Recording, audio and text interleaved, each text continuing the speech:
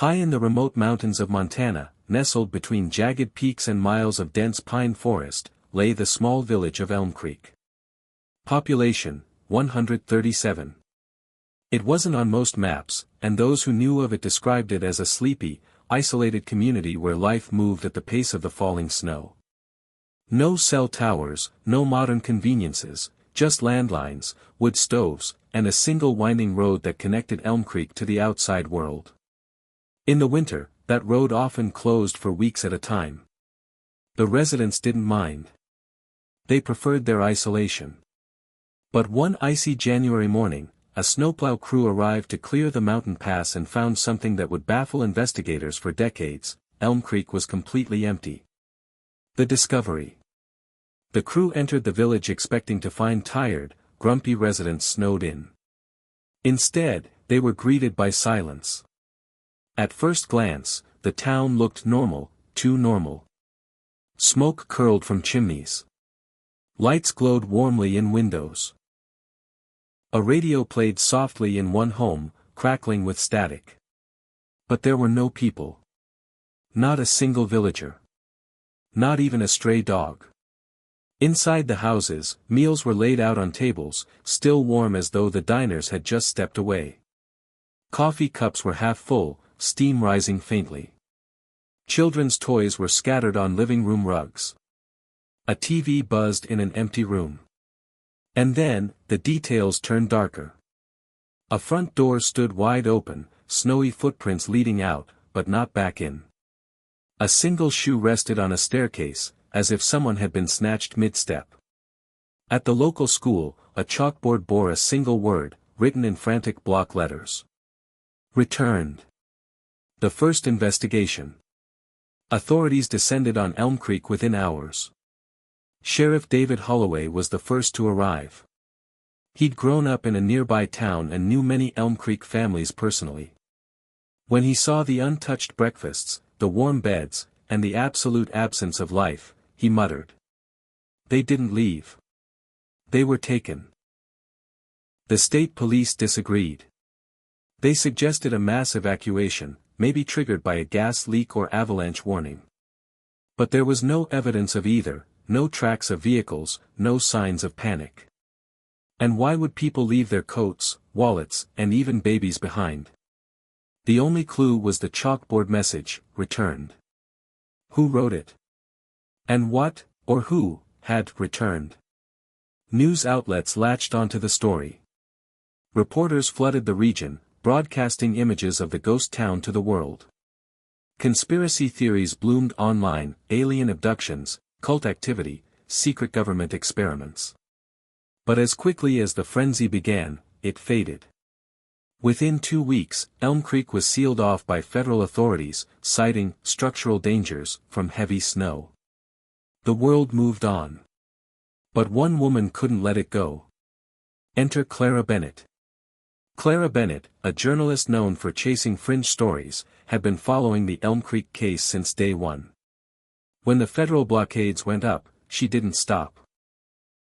She went underground. Through back channels, she learned of a survivor, a reclusive man named Ethan Marsh who lived off-grid miles from town. He refused interviews, claiming that speaking about Elmcreek would bring them back. When Clara finally tracked him down, he was gaunt, paranoid, and armed. Ethan told her a fragmented story. For weeks before the disappearance, the townsfolk had heard strange noises at night, low, rumbling vibrations that seemed to come from the sky and the earth at the same time. Some residents began gathering in the town square, staring silently into the darkness beyond the tree line. Others spoke of voices whispering through the static of their radios, repeating the same word over and over. Return. Return. Return. The night before the village vanished, Ethan claimed he saw the entire population of Elmcreek standing silently in the square, looking up at the sky. He fled into the forest, too terrified to look back. The Forbidden Village. Fueled by Ethan's account, Clara decided to infiltrate Elmcreek herself. She waited until a blizzard gave her cover and hiked up the sealed-off road with nothing but a backpack, camera, and recorder. When she arrived, the village was exactly as described, preserved in time. The coffee cups, the toys, the open doors.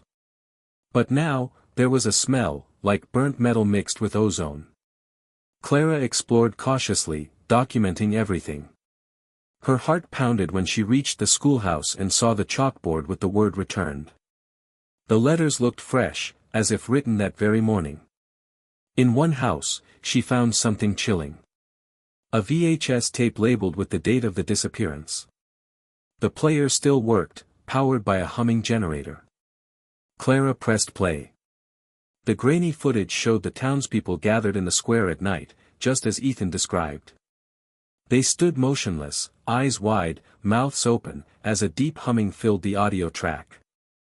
Then, shadows fell over them. Not cast by light, but emerging from darkness itself, twisting and shifting into shapes too alien to comprehend. The camera operator screamed, the image shook violently, and the tape cut to static. The letter.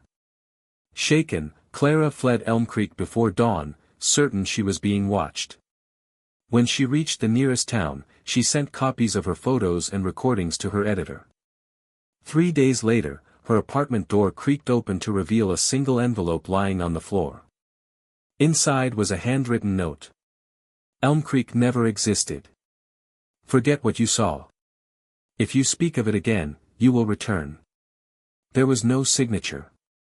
But beneath the words was a perfect circle drawn in black ink, the same shape Clara had seen faintly in the sky above the square on the VHS tape. The vanishing of evidence. Clara's editor called her in a panic.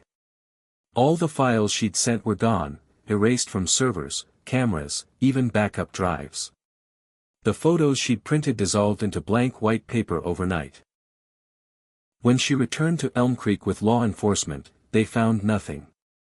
The entire village was gone.